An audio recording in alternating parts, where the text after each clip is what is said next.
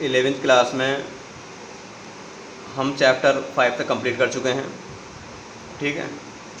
तो जो कि काफ़ी सिलेबस हो चुका है आपका, और जो आपका PA2 है उसमें जो सिलेबस है आपका आने के लिए वो हमारे पास चैप्टर 2, चैप्टर 3 और चैप्टर 4 है।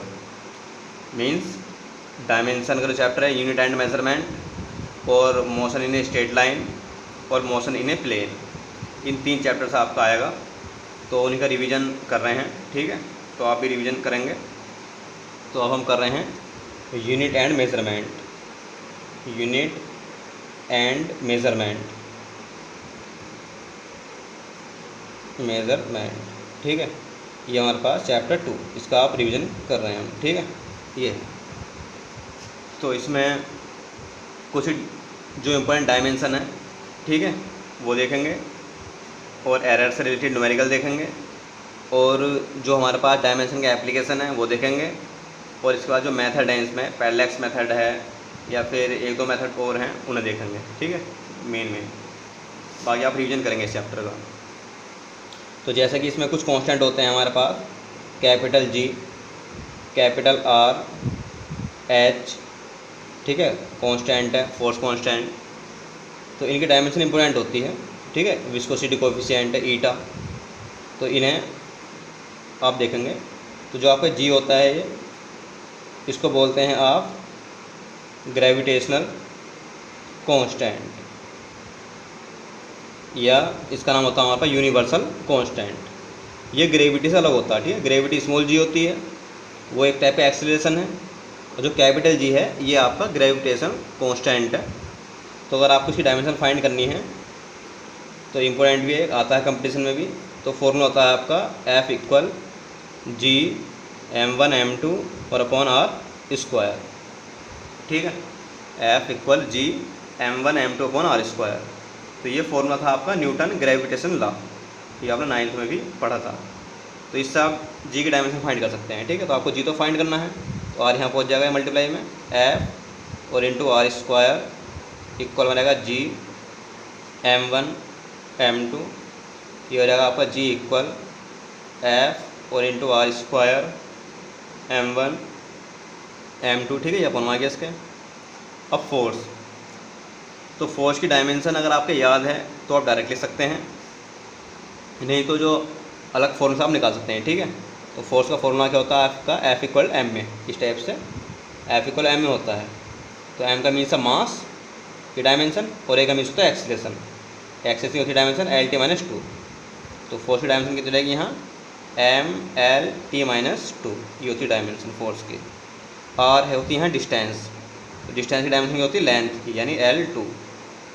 मास को किस से लिखते हैं डायमेंशन, m से, m आ जाएगी डायमेंशन। सेकंड भी मास, ये भी डायमेंशन m आ जाएगी, इक्वल G। तो मास से मास कैंसिल हो जाएगा ये, तो एक m बचेगा, उससे ऊपर लेकर जाएंगे तो पहुँचेगा इन्वर्स में वो। और L की पावर कितनी रहेगी, 2 इयरिंग और 3 इयरिंग, L3 हो जाएगा। T की पावर कितनी रहेगी, -2।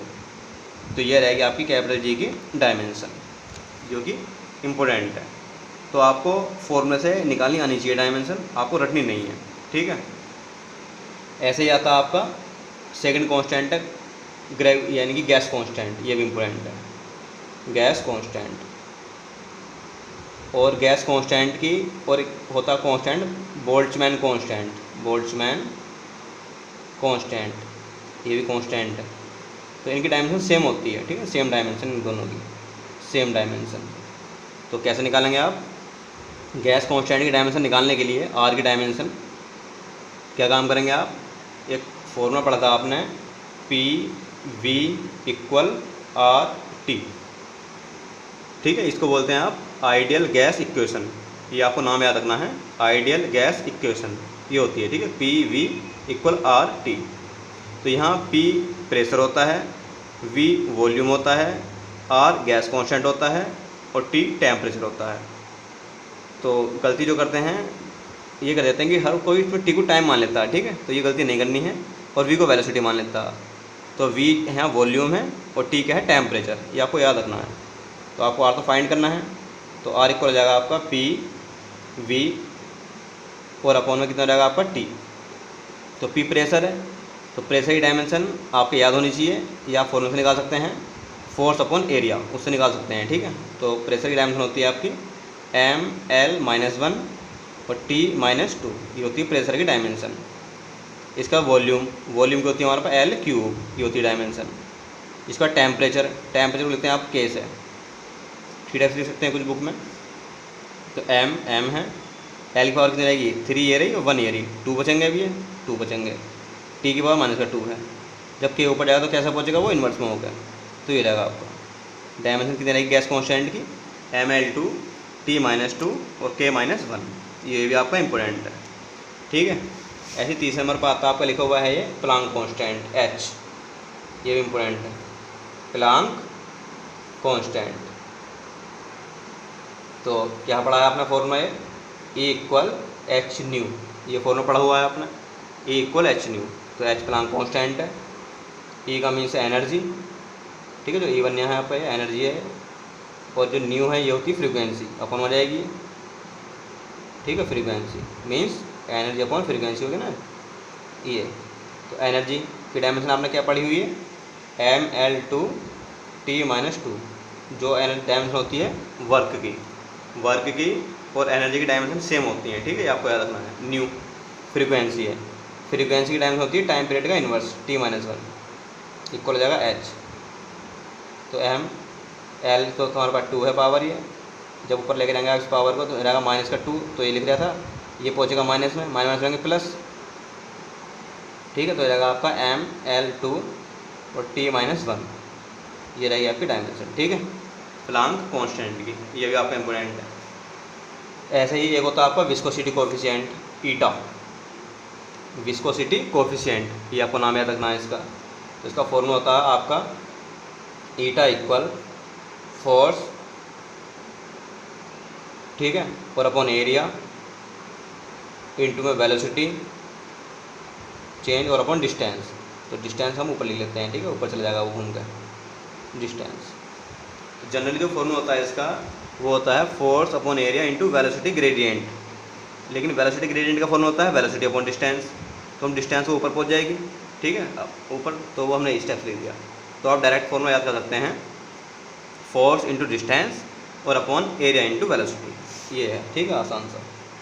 तो फोर्स की डायमेंशन क्या होती है आपकी ml-T-2, ये आपने पहला पढ़ चुके हैं।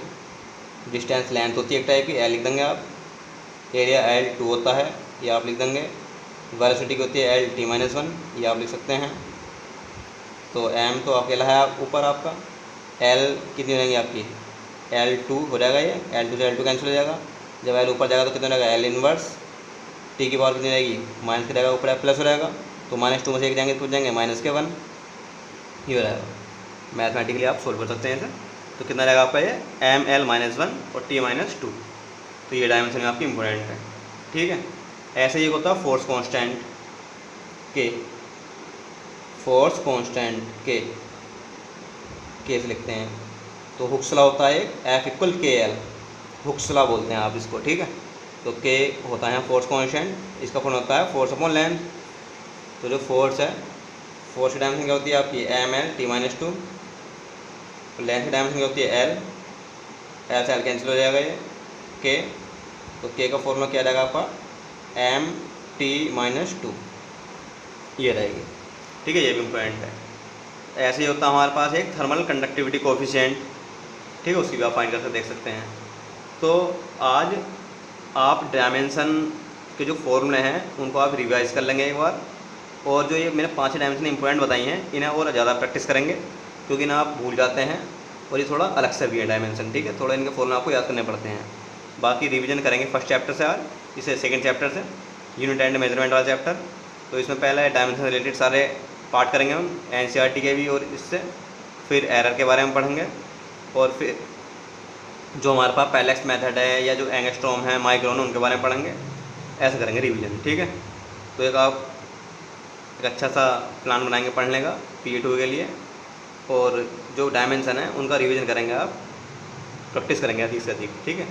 और बाकी आपका सिलेबस कंप्लीट हो चुका है PA2 का, ज़्यादा ही हो गया, और तो इसलिए आपको चैप्टर 5 तक हो चुके हैं आपके, ठीक है, और 2, 3, 4 आपके आएंगे। तो आप बाकी नेक्स्ट वीडियो में देखेंगे।